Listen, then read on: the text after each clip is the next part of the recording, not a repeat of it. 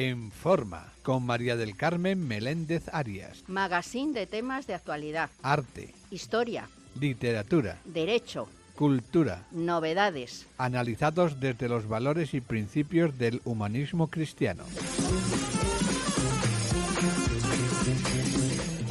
Hola amigos, aquí fieles a nuestra cita de los domingos. Esta semana con apagón incluido, pero aquí estamos, ¿verdad, don Francisco? Sí, fue una experiencia interesante.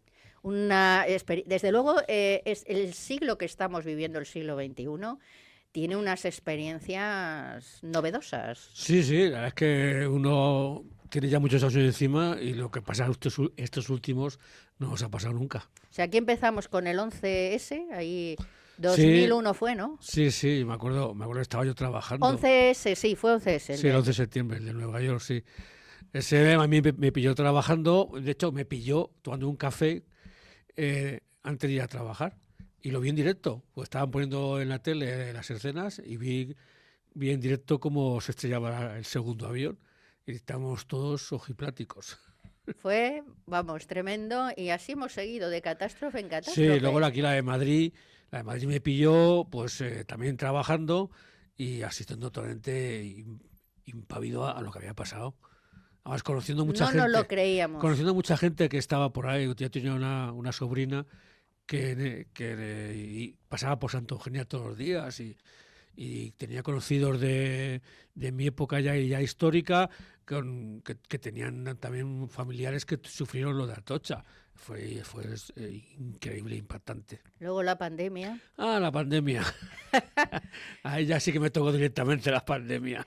Y ahora, pues el apagón, yo no sé qué nos espera. Pero el apagón ha sido algo puramente anecdótico porque no ha durado más que eso. 6-8 horas y no ha sido más que anecdótico. Muy optimista eres. Sí, yo sabía que si no se solucionaba antes de que anocheciera, a lo mejor no había un día de mañana.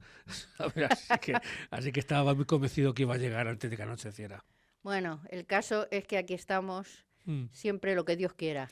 Bueno, a hablar de nuestras cosas. Exactamente. Y bueno, hoy vamos a tener al organista de la Catedral de Ávila, una grabación previa, ¿tú te acuerdas? Porque estabas aquí, que nos va a hablar, pues eso, del órgano y los sonidos de esa catedral, como todas las que tenemos en España, tan maravillosas. Y luego contigo, ¿qué vamos a hacer? Pues aprovechando que se nos echa encima el 2 de mayo, pues vamos a hacer un poquito de historia, aunque ya hablamos en su día muy generalmente de ese día, hoy me voy a centrar un poco en la parte militar, para demostrarle a estos nuestros queridos gobernantes que sí que hubo participación del ejército aquel día.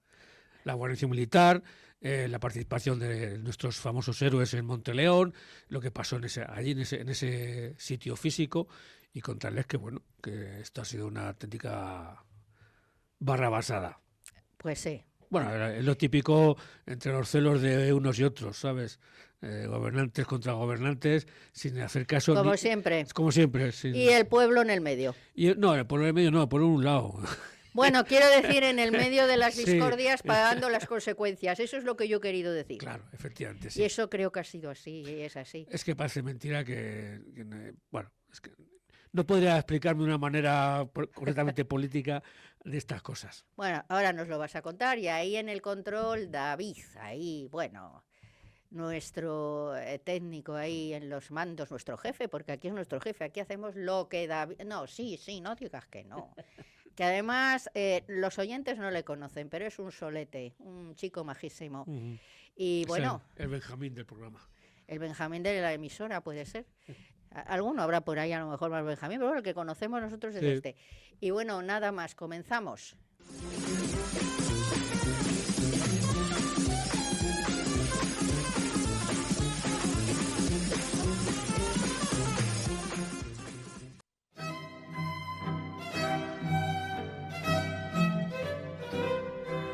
Música, maestro.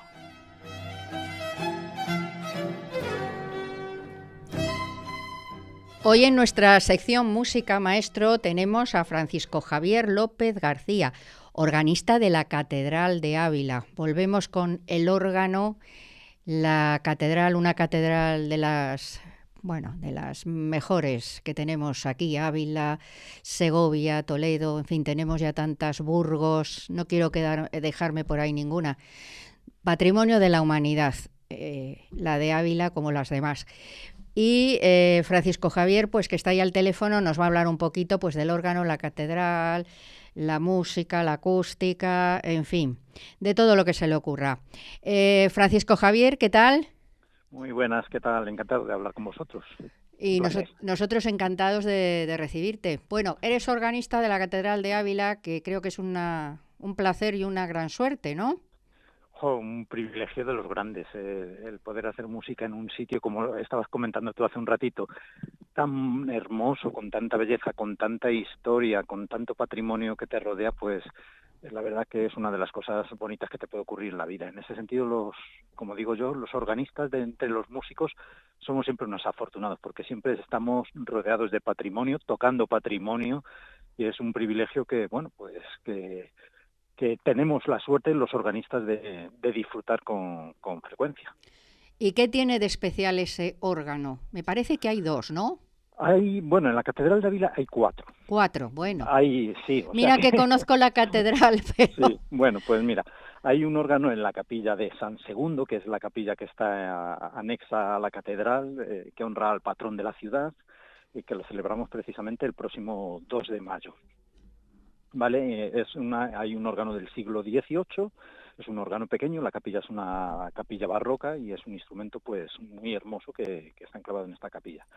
En la capilla en la que se hacen los oficios a diario y la misa a diario, pues es una capilla también del siglo XVIII, la capilla de los Velada, y también ahí tenemos un órgano de arca que son órganos digamos portátiles, con todos los tubos de madera y que bueno, en esta capilla, que es una capilla con una maravillosa cúpula, pues tiene una sonoridad pues lindísima. Y luego en el coro central de la Catedral de Ávila, en la nave central, pues hay 2 instrumentos históricos.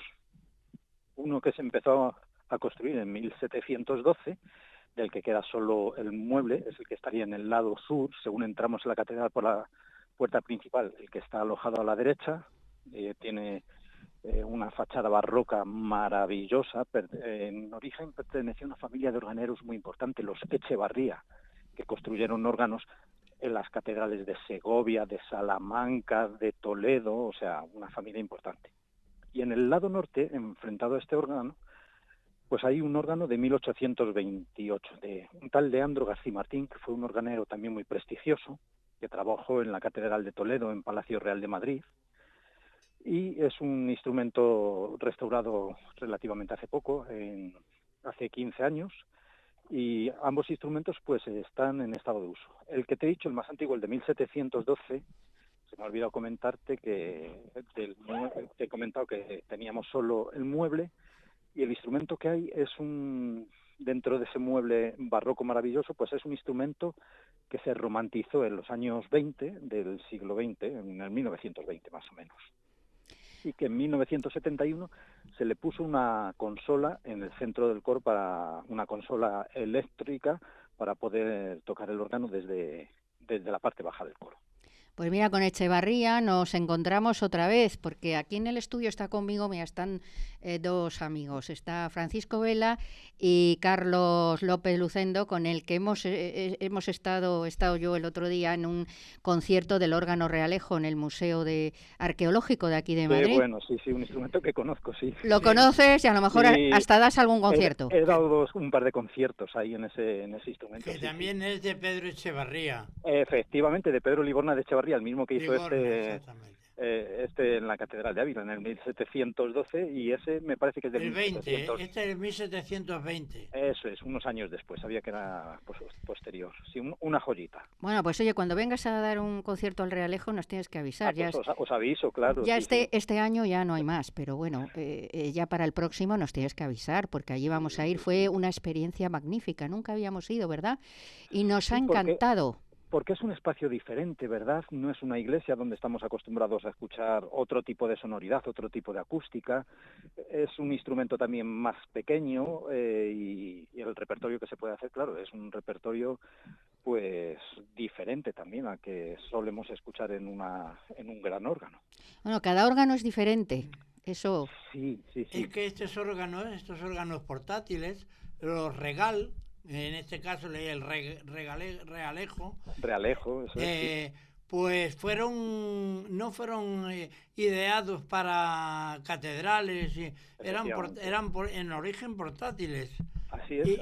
Y por eso hay muchos en el ámbito del real, de reyes o de la nobleza. Sí. Y este del museo de aquí de Madrid, el Museo Arqueológico, parece que fue donado, pero no se sabe bien, por alguna casa noble, de algún salón de la nobleza. A ver.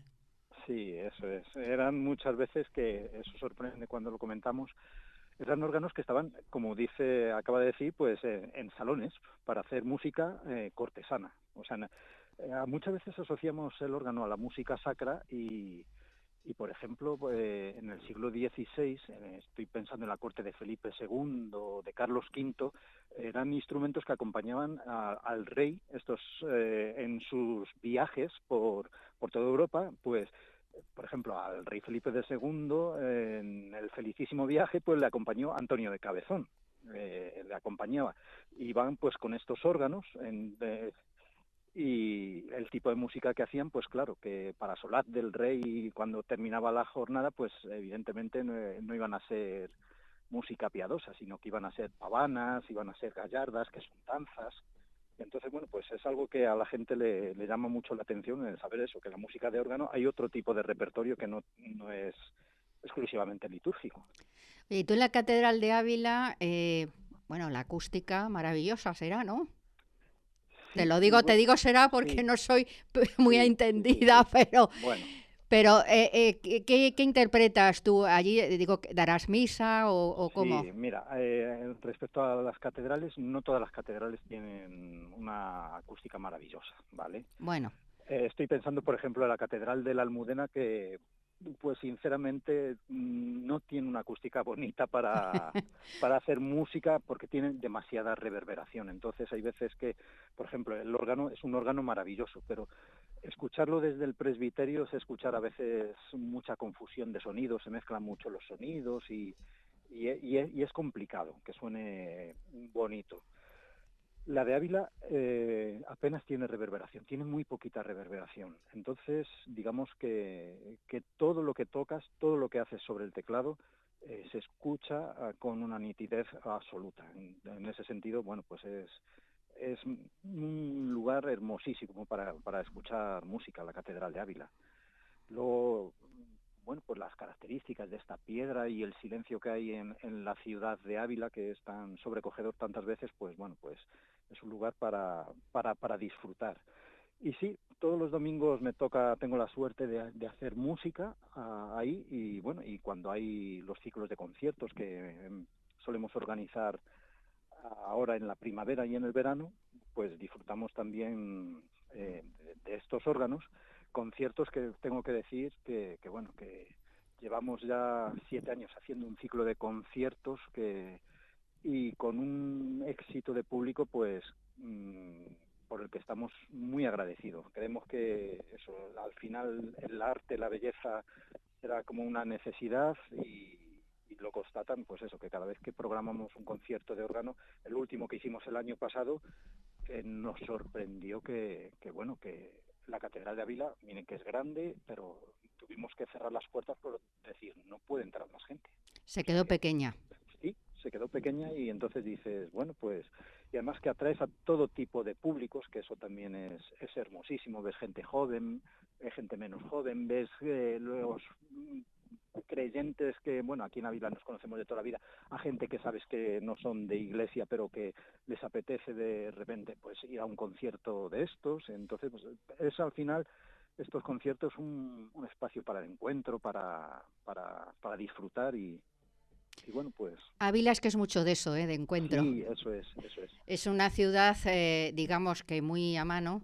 aunque es medieval y tienes el recinto amurallado que siempre, pero es para eso, para el encuentro, para el paseo, para perderse por allí y desde luego si hay un concierto, tú vamos a ver la misa todos los domingos, o a ver, cuéntanos, por si hay alguien por ahí que quiere ir a escucharte. Sí, todos los domingos a las 11, pues ahí estoy yo en la Catedral de Ávila. A las 11 en punto la misa. A las 11 en punto es la misa, yo suelo empezar eso, unos 20 minutos antes y eso.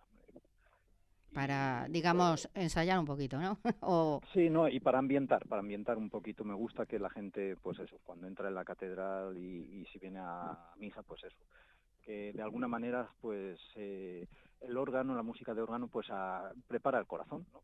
Para lo que se va a vivir en los momentos siguientes y entonces, bueno, pues... Bueno, el órgano, esa es mi función. El órgano es un elemento esencial en la liturgia.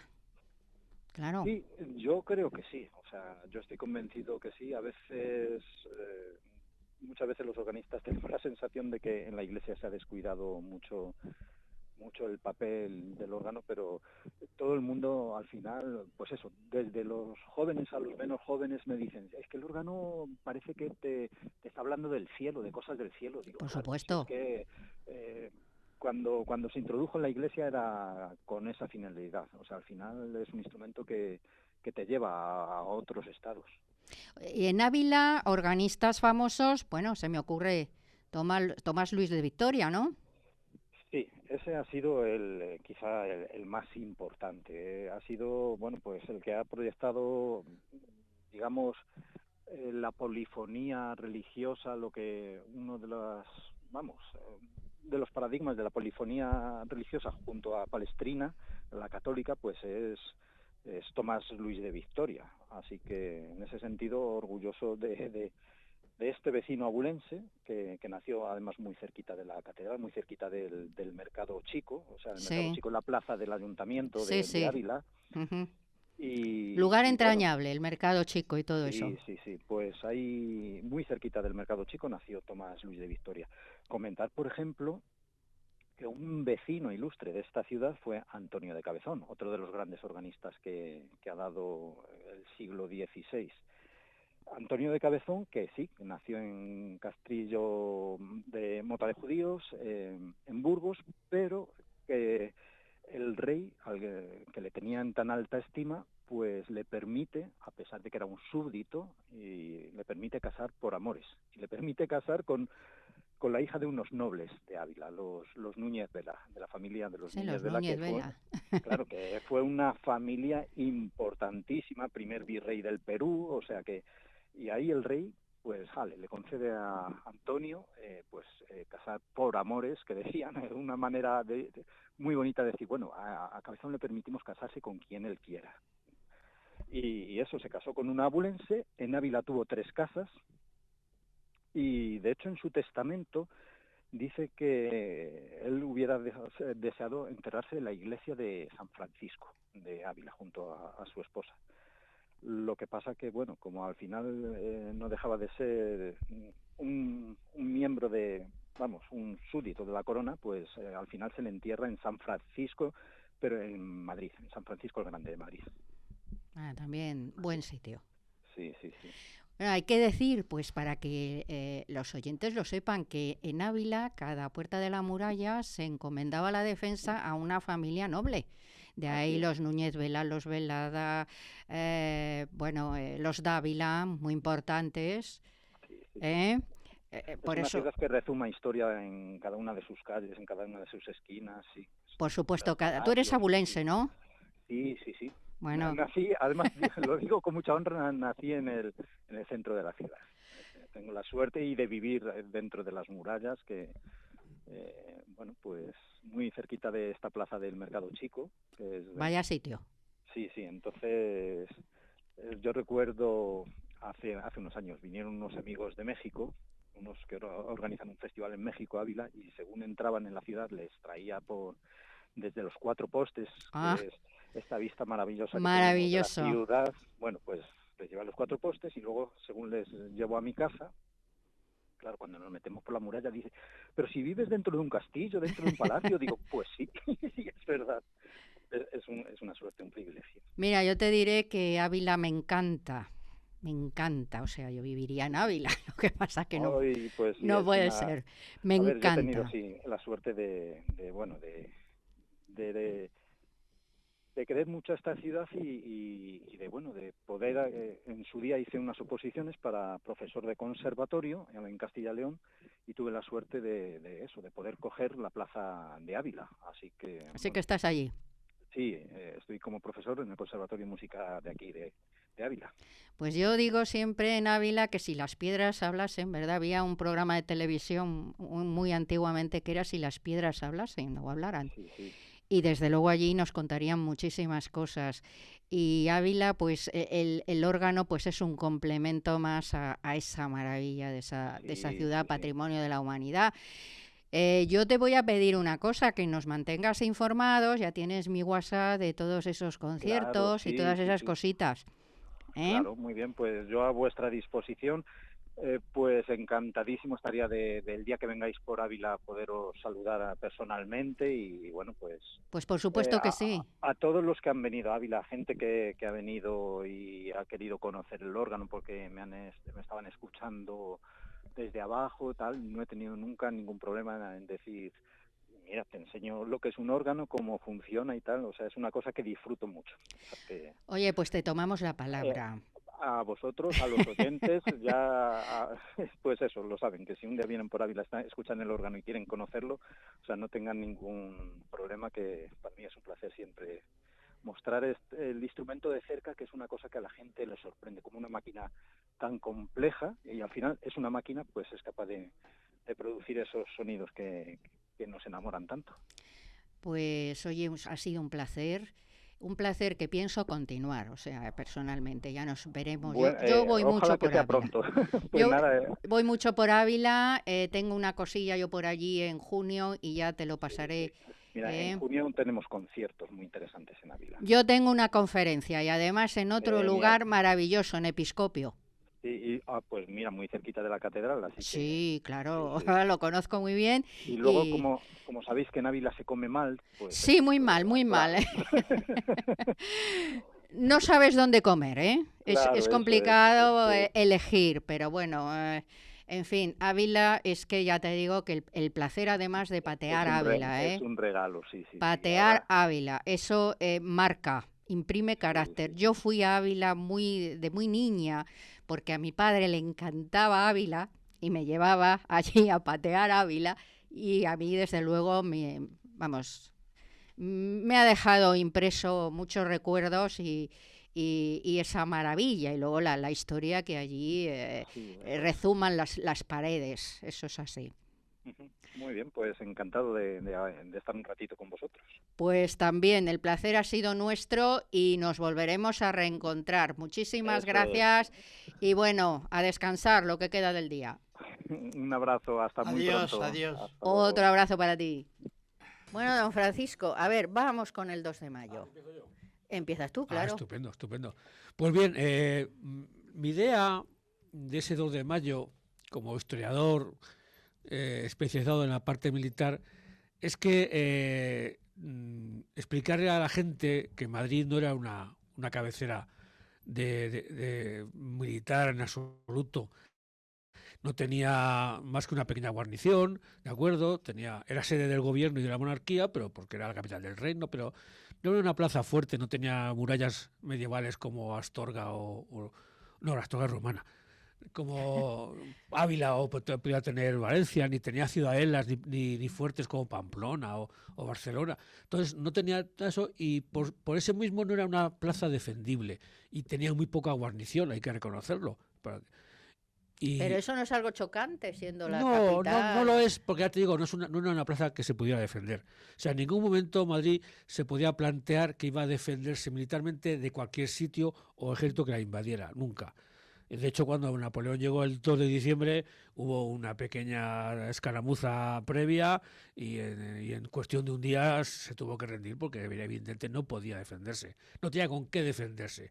Y por eso mismo había una pequeña guarnición militar muy pequeña, había solo una representación de la artillería, básicamente porque había que tenerla. O sea, tenía en nuestro famoso Arsenal de Monteleón, lo que tenía era un pequeño parque de unas 25 piezas, con sus cureñas, con muy poca munición, porque, digo, no estaba pensado para defenderse. Lo que sí que tenía el parque era un gran almacén de armas de fuego y de armas blancas, que es lo que la gente luego fue pidiendo cuando surgió el tema del 2 de mayo.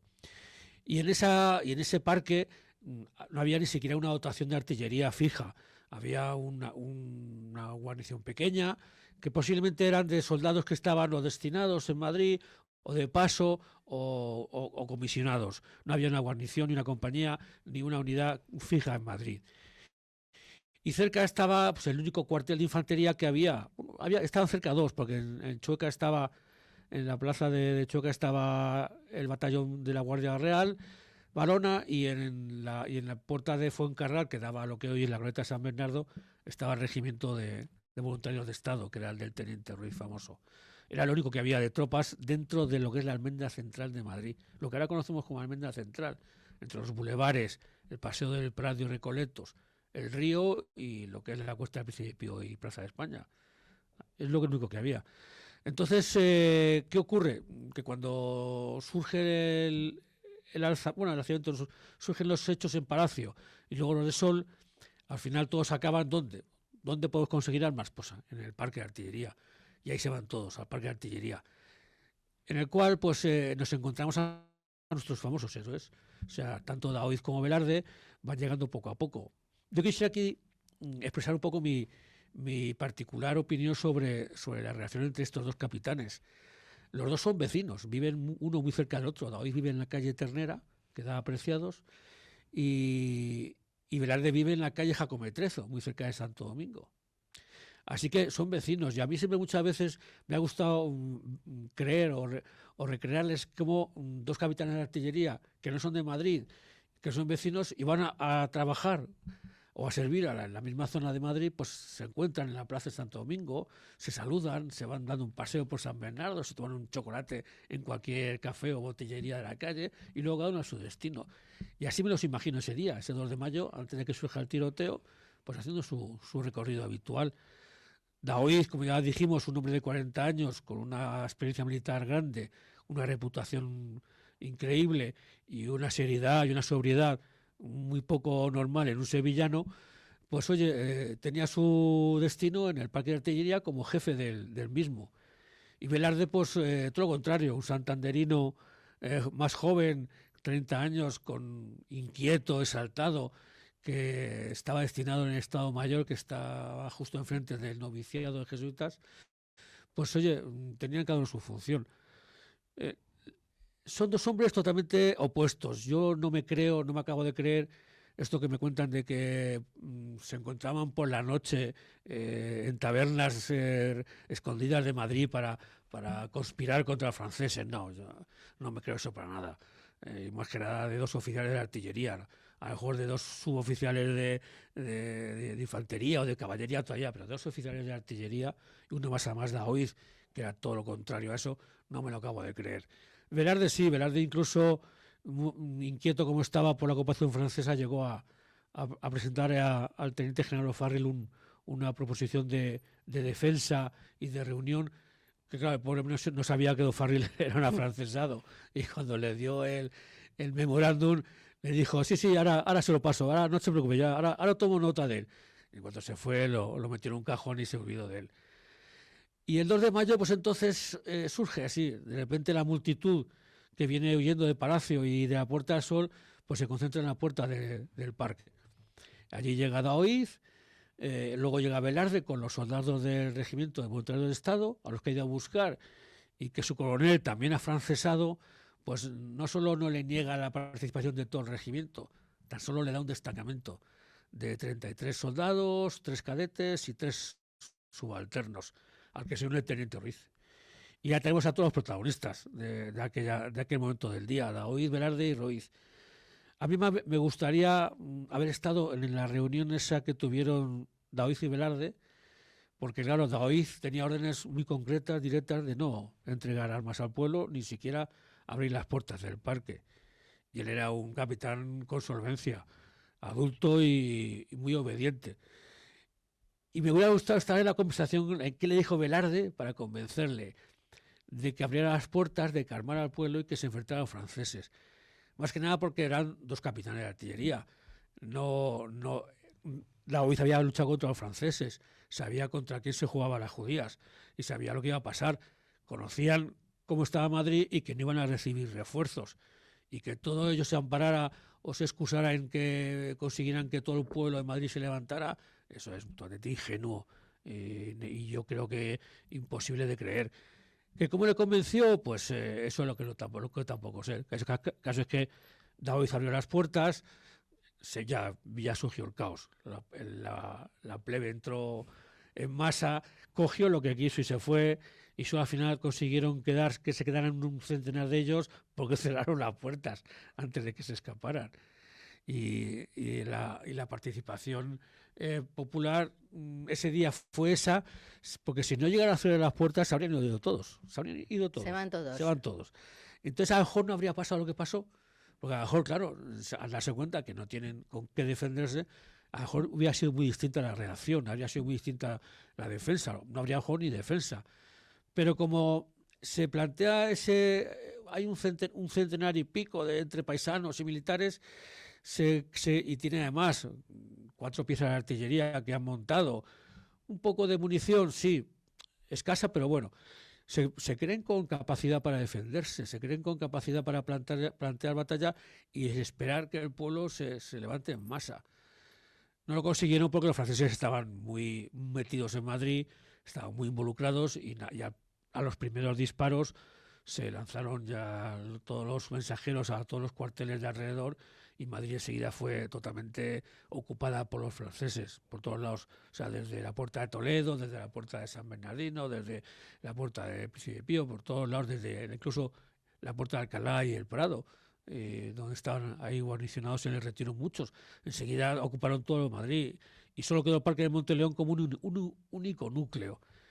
Y yo entiendo que la defensa de Monteleón es para estudiarla muy detenidamente, porque los que no conocen Monteleón era un inmenso solar que ocupaba desde lo que ahora es la calle de Daoiz y Velarde, lo que ahora es la calle Carranza, la calle San Andrés y la calle San Bernardo, un inmenso solar que ahora se subdividió en varias manzanas, se hizo la Plaza 2 de Mayo, era un inmenso solar donde estaba en la esquina de San Bernardo el convento de las Salesas Nuevas, estaba a continuación el Palacio de Monteleón, que se había reubicado, se había dedicado ahora como museo de artillería, y luego propiamente el cuartel de artillería, el parque de artillería, que era la puerta, un inmenso patio y luego las almacenes y caballerizas, donde estaban depositados, pues eso, lo que acabo de decir, el poquito arsenal que había en Madrid. Había unos 10.000 fusiles de infantería, unos 5.000 de caballería, pistolas y muchos sables y bayonetas, que es lo que la gente se llevó, los sables y las bayonetas. Pero claro, un señor del pueblo de Madrid, un Manolo, un Chispero, o sea, no sabían usar un fusil. Y además los fusiles estaban sin piedras, con lo cual no servían para nada. Así la gente se fue con los sables, cogió los sables, las espadas, las bayonetas, y es con lo que se fue a pelear a las calles. Claro, entonces eran los Manolos, claro, y los Chisperos, que hay que decir que los Chisperos eran los herreros. Claro, efectivamente. Que estaban pues en lo que hoy es la Glorieta de Bilbao, más o menos. Claro, toda la zona del Madrid de aquella época, como es una zona tan pequeña comparado con lo que es ahora Madrid, estaba todo muy concentrado. Y los Manolos, y luego estaban todo tipo de artesanos, todo tipo de gente, de aguadores, el que vendía agua, que vendía verdura, que vendía fruta, que vendía todo por la calle en aquella época. Y los artesanos, pues el zapatero, el herrero, el guarnicionero, el cerero, todos estaban también. Era lo que había. Pero los chisperos, que mucha gente pues dice que era gente muy simpática, no, eran gente de chispa. Eran los que tenían las fraguas. Claro, al usar las fraguas contra el yunque, esas chispas que saltaban, es lo que Por eso eran los chisperos. Claro, y efectivamente. Y entonces... Es que yo he oído este comentario, que es que eran muy simpáticos y contaban chistes. No, eran chisperos porque eran los herreros. En aquella época los chistes no eran como ahora. O sea, por eso. Había mucho humor negro y había mucho humor de estos... de vitriolo, de estos que hacían mucho sarcasmo y que daban mucho... atacaba mucho a la gente de manera muy especial. Y entonces, ese día También había muchas mujeres, también hay que decirlo, no que nadie se nos olvide de las mujeres. De hecho, de los 73 muertos y heridos en aquel momento, 8 fueron mujeres, empezando por Clara del Rey, Y evidentemente. Manuela Malasaña. Esa fue posterior, esa no está contabilizada como entre las bajas del parque, porque Manuela Malasaña fue a posteriori, ya con los combates acabados, ya cuando se había publicado el bando de Murat, en la que se decía que como te pillaran por la calle con una aguja, te iban a fusilar, y a la policía le tocó, porque llevaba unas tijeras de costurera. Era Que costurera, yo me imagino, claro. me imagino la escena con esos animales de franceses haciendo ese tipo de... ¿Tú te crees que te puede parar una niña de 15 años por la calle, que va hacia su casa y que porque en su cesta lleva unas tijeras? ¿Cómo la tratarían para que la ejecutaran en el sitio y en el acto? A mí se me antoja, se me revuelven las tripas. Y toda esta gente que defiende al ejército francés, que si era la igualdad y fraternidad. Hay venga, gente hombre. que defiende Hay gente que... españoles. Sí, hay muchos españoles que defienden a Napoleón, a José, que son amantes del ejército francés, pues mucha gente, y que yo conozco además. Que Sí, bueno, ¿y qué argumento dan? pues es el típico argumento que, como luego pasó, por ejemplo, en la Segunda Guerra Mundial con el ejército alemán. Aquellos ejércitos que son al fin y al cabo derrotados, pero son derrotados de una manera contundente a la par que heroica, pues desatan mucho interés y mucha frivolidad entre la gente que no lo ha conocido. O sea, a mí me gustaría que la gente viera pues, las brutalidades que los franceses hicieron en España, para que luego diga, oye, si a ti este ejército te gusta, por lo que con todo esto que ha hecho, pues me parece muy bien. Es muy propio, muy digno, muy dueño de creerlo. Como militarmente era un ejército admirable, eso sí. Admirable desde el punto de vista militar, desde el punto de vista disciplinario, de destrucción, con una reputación y una experiencia militar después de años y años peleando por Europa, que bueno, pero luego... El invasor siempre es duro y cruel. Claro, es una de las partes básicas de la invasión y la conquista. Tienes que imponerte Digo de alguna yo. manera, tienes que ponerte de esa manera. Así que bueno, entre los 73 muertos y heridos había 8 mujeres.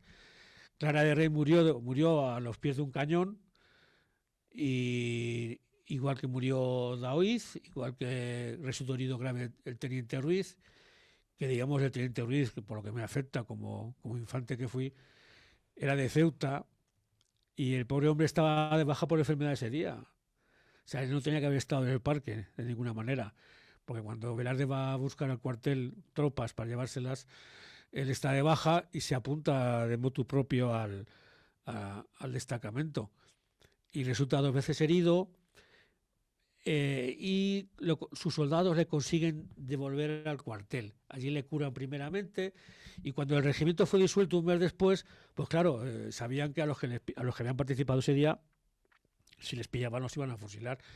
Y él consiguió esconderse en la casa de una anciana vecina y luego pues salir a escondidas de Madrid, yendo hacia Extremadura, donde pues nunca se repuso de sus heridas. La herida más grave que tenía, que le atravesó el pecho, se repuso, pero nunca le cicatrizó bien. Y en marzo de 1809, estando en Trujillo, en casa de un familiar, pues sencillamente falleció. Es el gran olvidado de los primeros fastros del 2 de mayo, porque tanto Daoiz como Velarde en 1814 fueron agasajados y fueron reconocidos por Fernando VII a su vuelta a España. Pero Ruiz, como había muerto en Trujillo, pues fue el gran olvidado. Y fue su familia la que ese mismo 1814 reclamó su puesto de honor, pero no fue atendido ni hecho caso. Cuando en 1840, sí, Daoiz y Velarde fueron trasladados al parque al Plaza de Alta, donde está el monolito, pues también se volvieron a olvidar del pobre Ruiz. Y lo único bonito que a mí siempre me ha hecho mucha gracia de Ruiz es que Simao tiene el mejor monumento para mí y la mejor estatua de Madrid de ese día, que es la que tiene de Benlliure en la Plaza del Rey. Bueno, claro, de Benlliure, es un que gran escultor. Porque a los pobres de ahí de Velarde les hicieron una fantasmada de estatua, que a mí cada vez que la veo me digo, pero ¿a quién se le ocurre? No había un artillero en todo Madrid y España que dijera, no, vestirles con túnicas romanas no me parece más adecuado. O sea, no, es una pena, porque la verdad es que es lo único que nos queda de ese parque. La estatua de Ruiz además está en movimiento. Exactamente. No creo yo que estuviera en condiciones de tanta movilidad. No, bueno, él ya estaba dirigiendo una de las piezas, porque como él como oficial tenía conocimientos básicos de artillería, y estaba dirigiendo unas piezas, así como la otra estaba dirigiendo Daoiz, y la tercera no sabemos quién la dirigía, porque Velarde muere al principio de la acción y muere dentro del parque. La dirigiría un artillero, posiblemente. Y los 3 cañones que sacan, los 3 los enfocan uno hacia San Bernardo, hacia Fuencarral y el otro hacia San Pedro. Es un espacio mínimo, no más de 100 metros cuadrados, donde se despachan los 3 cañones, donde hay que, además también donde se despliegan toda la tropa y todos los civiles. Quiere decir que es un lugar donde está bastante lleno de gente, y es donde atacan los franceses desde todos los lados. Y al final lo que ocurre es que, por desgracia, la munición se acaba, las bajas van siendo muy paulatinas y consecutivamente muy altas, y los franceses no dejan de acosarles. Cuando llegan a Daoiz, viendo que ya es imposible la defensa ni resistir más, intenta pues presentar una bandera blanca, presentar una forma de rendición. Cuentan que Ruiz se niega a ello y dispara a los enviados franceses. Estos en venganza atacan y matan hieren a Daoiz, el cual ante esa posición, sabiendo que le van a fusilar y no quiere, lo que hace es que se sacrifica. O sea, ante la opción, ante la premura que le da un general francés, general Lefranc, a que se rinda, él le responde con una estocada. Y entonces a Daoiz lo acuchillan los granaderos que acompañan al general. Se sacrifica porque sabe que él no quiere acabar en un patíbulo, que es donde iba a acabar.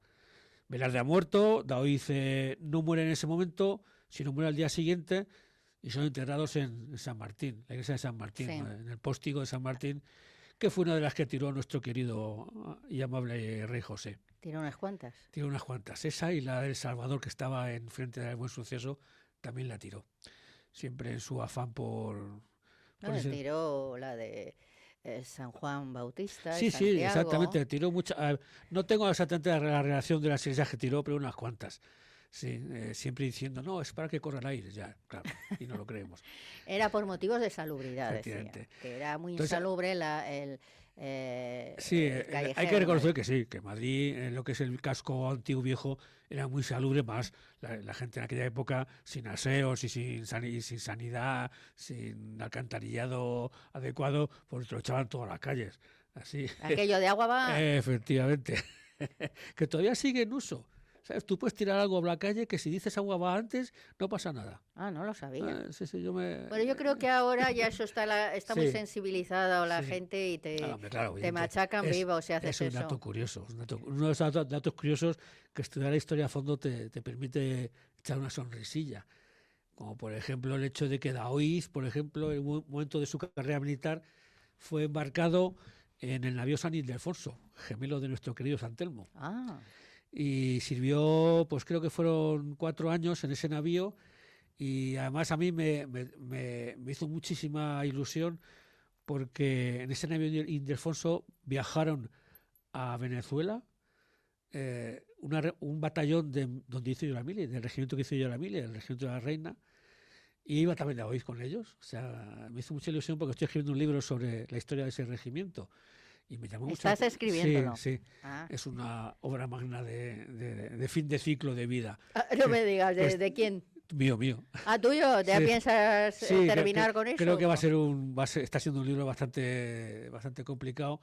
Y uno de los momentos fue ese, en 1799, el navío San Ildefonso y el San Fulgencio marchan hacia tierra firme, que se llamaba Venezuela, y en él va Daoiz como oficial de artillería, porque todo el mundo sabe que la Armada Española estaba siempre a falta de tripulaciones, y muchos de esos navíos eran cubiertos con plazas de artillería y de infantería de línea, porque no podían sino cubrirse. Y en ese viaje pues coincidieron el segundo batallón de mi regimiento y Oye, qué honor, ¿no? Sí, la verdad es que me llamó mucho la atención, y sobre todo me llenó de orgullo y satisfacción. O sea, que hay regimientos de la Reina, ¿o lo había? O... Sí, lo sigue habiendo. Lo sigue habiendo. El regimiento de la Reina sigue existiendo y sigue estando en Córdoba. Aunque Córdoba. Ya no en Córdoba capital, que es cuando yo hice la mili, en el cuartel de Lepanto, ahora están en Cerro Muriano. Claro que tú eres de los de la mili, claro. Porque es que ahora la gente, la mili... Pues...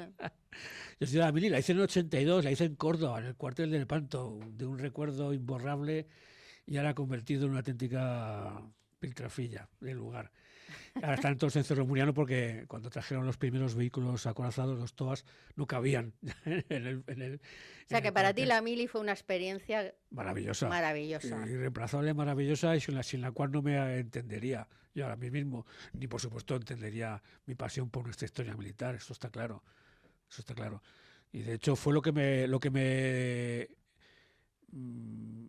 lanzó a conocer esta historia. El día, os lo cuento en el prólogo de ese libro, el día que pasando por la calle, por la Puerta del Sol, descubrí la librería de San Martín, entré y el primer libro que cogí fue un libro sobre la guerra de independencia. Que ya no existe la librería de San Martín. No existe hace mucho. Desde el una librería histórica. Histórica, que es una vergüenza ver cómo que acabó. Además, ahí mirando ese escaparate, mataron, asesinaron a Canalejas. Efectivamente. Y me acuerdo que el día que la cerraron, algo realmente... A mí me horrorizó. Pusieron un contenedor doble en la puerta, empezaron a echar los libros ahí como basura. Había un montón de gente ahí lanzado sobre el contenedor buscando libros. A mí eso me dio una pena terrible. Pues ahí encontré un libro de la guerra de independencia, lo abrí, era el de Bailén, y encontré ahí la primera alusión histórica del regimiento de la Reina. Me llamó la atención y a partir de ahí pues fue cuando empecé a estudiar y a conocer y a investigar y a buscar gente con mis mismas inquietudes, y fue cuando empezó mi pasión por la historia militar. Efectivamente. A partir de ahí iba a los campos de batalla, hacía dibujos, investigaba también, y empecé a hacer los primeros libros.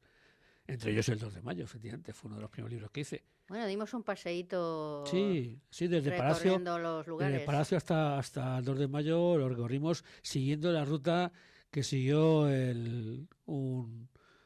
un paisano de la época, el cerrajero Blas Molina, que todo el mundo habla de él, que tal y cual, que si era un enviado, era un revoltoso, que se decía a sí mismo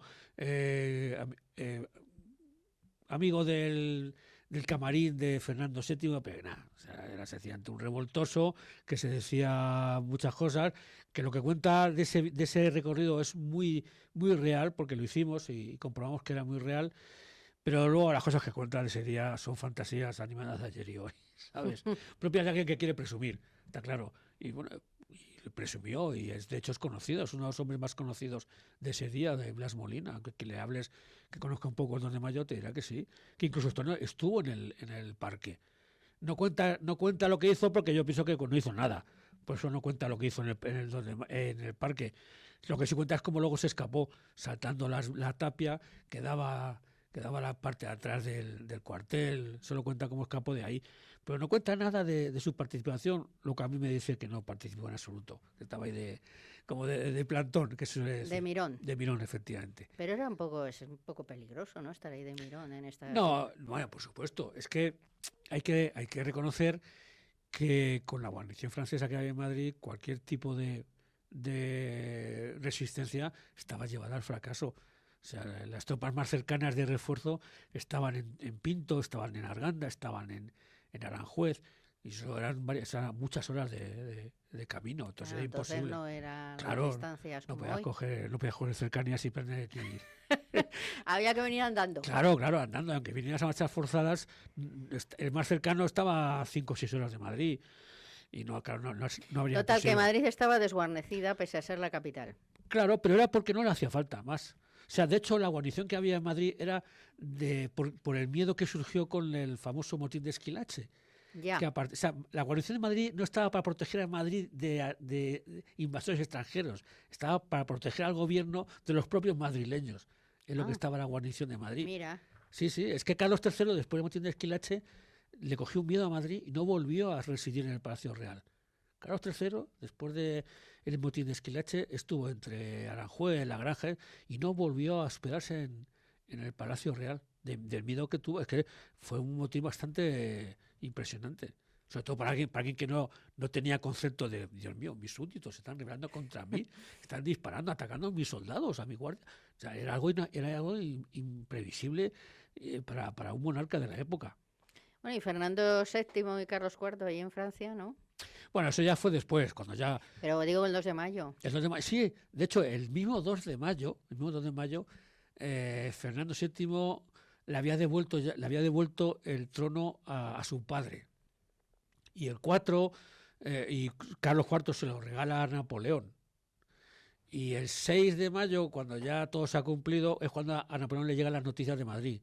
O sea, 4 días después del 2 de mayo, un mensajero a uña de caballo y reventando caballos le llega el primer parte de Madrid. Y Napoleón entra totalmente en crisis. O sea, a Murat la pone a parir. Dice, ¿cómo ha hecho este hombre? Yo que tenía esto ya dominado, ya tenía a los reyes en donde quería, ya tenía incluso el trono de España en mis manos. Y este hombre lo que ha hecho, no sabe lo que ha hecho. Ha levantado al pueblo español contra mí. ¿Qué es lo que pasó? El 2 de mayo, aunque no fue el origen para mí físico de la guerra, lo que sí fue el motivo, el modus operandi, ¿cómo decirte? La justificación para que luego todo aquello se plasmara en la guerra. Es decir, bueno, esto no puede ser, tenemos Efectivamente. Entonces, Napoleón, vamos, encolerizado. De hecho, fue cuando decidió a Murat sacarle de Madrid. Esto no quiero a este hombre, aunque sea mi cuñado, y aunque sea el jinete más valiente de mi ejército, como político es totalmente indecente. Y fue cuando lo mandó a Nápoles a sustituir a su hermano José, que vino a España. Hubo una permuta. Nápoles por España entre uno y otro. Entre José y Murat, o sea, el hermano y el cuñado. Exactamente. Y José, pues nada, ¿no? Era el famoso Pepe Plazuelas o Pepe Botella. José, como dijimos, el rey Plazuelas. Como dijimos en su momento, venía a un sitio imposible ya para él. O sea, ¿podía haber sido un buen rey? Podía. ¿Podía haber llevado un buen reinado? Podía. Pero en la situación en la que llegó a España ya no podía. Si no hubiera surgido el 2 de mayo, posiblemente no había pasado nada en lo que es la sucesión dinástica, porque todos los altos mandos militares y los grandes prebostes aristocráticos, el cambiar de rey o de monarquía les daba igual. Mientras ellos conservaran sus palacios y sus tierras y sus prebendas, les daba igual. De hecho, muchos de los ministros de Carlos IV y Fernando VII continuaron con José al principio. Y de no haber surgido lo de Bailén, posiblemente, y José se hubiera afianzado en la corona de España, en Madrid, pues otra historia habríamos tenido, muy distinta. ¿Sabes? O sea, que se podría haber quedado aquí José. Claro, si Bailén, por ejemplo, hubiera sido derrotado a los españoles, eso habría ya totalmente difuminado cualquier resistencia, a mi entender. Y con el tiempo, pues José se habría afianzado, más que nada porque estaba reunido por muchos altos mandos, ministros y de anterior régimen, que no eran nuevos, y entonces yo creo que se podría haber quedado, pero claro, la historia va por su camino. El 2 de mayo lo hizo imposible. El 2 de mayo lo hizo imposible y Bailén lo remató. Lo remató. Claro, efectivamente. Bueno. Y a partir de ahí ya todo fue coser y cantar, no.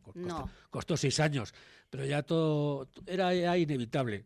Bueno, 6 años y muchos, porque nos has contado un montón de episodios ya. Sí, todos los que faltan por contar. Todos los que faltan por contar, o sea que... Algún día retomaremos esa guerra. Sí, porque claro, nos hemos ido a la Conchinchina, nos hemos ido con el San Telmo allí al Polo Sur, sí. Al Polo Sur. A Dinamarca y a Buenos Aires. Hemos ido a Dinamarca, hemos estado viajando. Hemos recorrido toda aquella parte de que entonces era aún España, sí.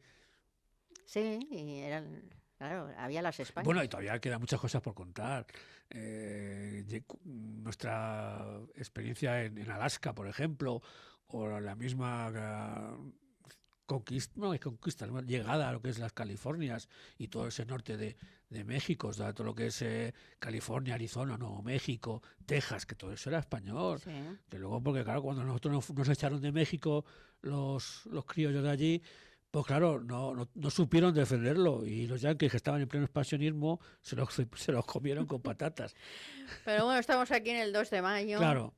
Y bueno, pues esto es. ¿Tú crees que se conoce el 2 de mayo o no? Sí, yo bueno, aquí en Madrid sí. Quiero solamente un apunte. Ruiz, por ejemplo, tardó un siglo en volver a Madrid. en volver a Madrid en 1909. Al final consiguieron que fuera enterrado junto a David Velarde en la Plaza de la Lealtad, junto a otras muchas víctimas de ese día 2 de mayo.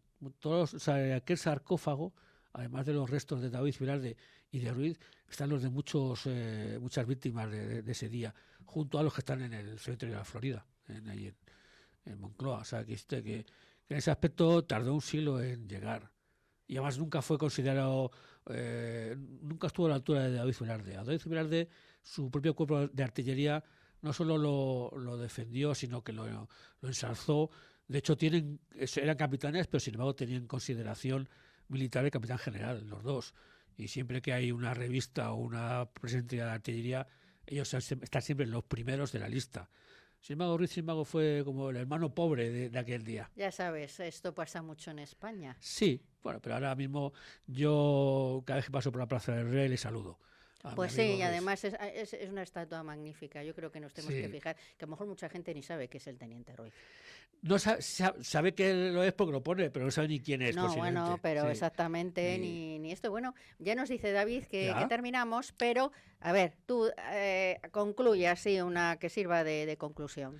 Bueno, pues que el 2 de mayo fue efectivamente un alzamiento básicamente popular, que la participación militar fue escasa, no mínima ni escasa, sino fue la puntual que hubo, pero que hubo y estuvo, y por eso me duele que este año no esté el ejército en nuestras fiestas, por culpa de la política esta asquerosa. Entonces, pues ese fue básicamente. ¿Estaba condenado al fracaso? Estaba. No se podía resistir al ejército francés, pero por eso mismo esa defensa y esa resistencia es doblemente encomiable, porque ellos lo sabían, que estaban condenados al fracaso, que iban a ser los que cogían prisioneros los iban a fusilar, y el que no, pues iba a acabar preso en donde sea. Entonces, eso es lo que le hace la resistencia al 2 de mayo realmente algo histórico y fundamental en nuestra historia. Es una actitud muy española. Efectivamente, como pasó luego en Zaragoza, en Gerona, esas resistencias numantinas. Que ya hablaremos. ¿De quién? De Zaragoza, de Gerona. Por ejemplo, sí, claro. Nos tenemos que ir allí a Zaragoza con Agustina de Aragón. Sí. Y bueno, yo creo que ya David ya nos dice que nos vayamos. Oye, bien. Que un 2 de mayo completísimo y muy distinto del oficial. Muy distinto del oficial y del oficioso. Exactamente, yo creo que te tienen que contratar ahí de asesor, ¿no? En absoluto. Hay gente que sabe más que yo de esto. Bueno, pues tú sabes bastante. Especialistas, además, profesionales de la milicia. Bueno, y decimos ya adiós, corriendo. Pues adiós. Oye, la semana que viene aquí estamos. No sé si estarás tú, igual estás. Yo a tu disposición. Aquí nos vemos. ¡Sed muy felices!